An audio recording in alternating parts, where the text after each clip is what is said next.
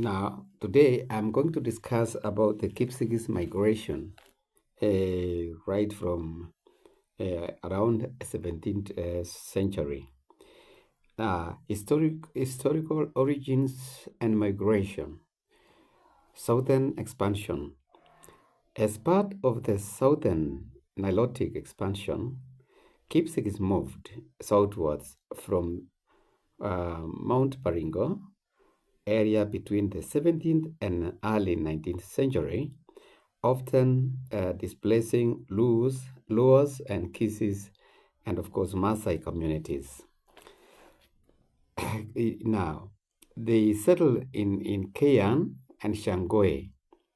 By the 1880s, under the leadership of Menya Arab Siara, a very powerful army commander of the Kipsigis, had pushed into present-day Transmara West or Kipkoris. The word Kilkoris is actually a Kipsigis name, which actually literally means Kipkoris, Bahali Paridi, a very cold area. And therefore, they settled around Keyan and Shangoe before the formal move to migrate to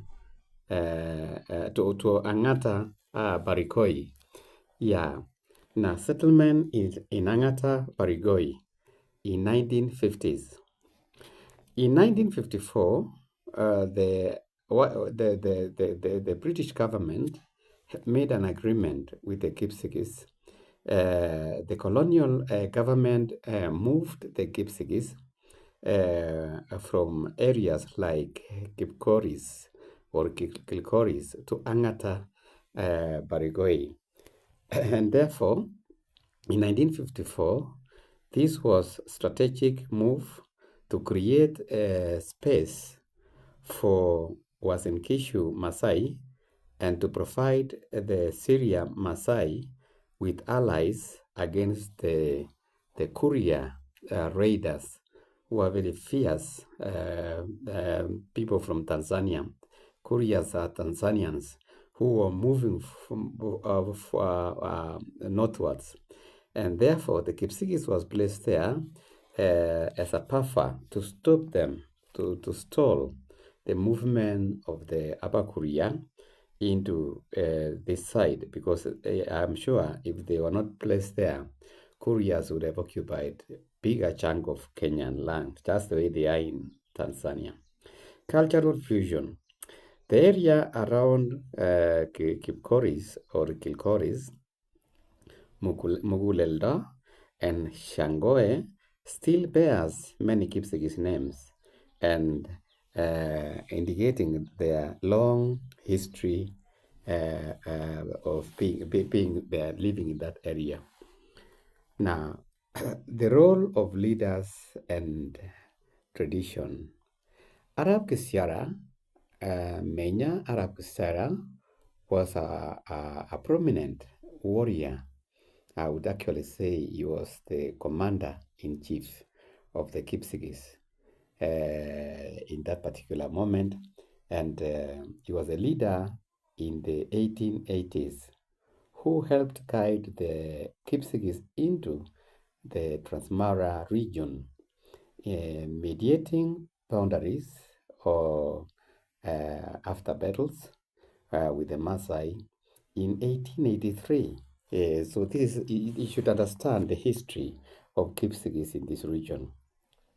Mogojwe tree, which is still there up to now, in Ongata Barigoi, is a symbolic landmark representing the peace agreement and the boundary between the Kipsigis and the Syria Maasai, which was actually witnessed by the colonial government. Post-colonial and modern era. Conflict and coexistence following the 1954 relocation of the Kipsigis of Angata Parigoi. faced constant conflict with the neighboring Kuria communities. Integration. Over the decades, they have integrated into the social and economic fabric of the Transmara, becoming a dominant agricultural community in the region. So the Kipsigis of Angata Parigoi has been there before even independence. And the leaders who are meddling with the affairs of Parigoi needs to go back to history, to the time of the colonial, and realize that Kipsigis never went there recently.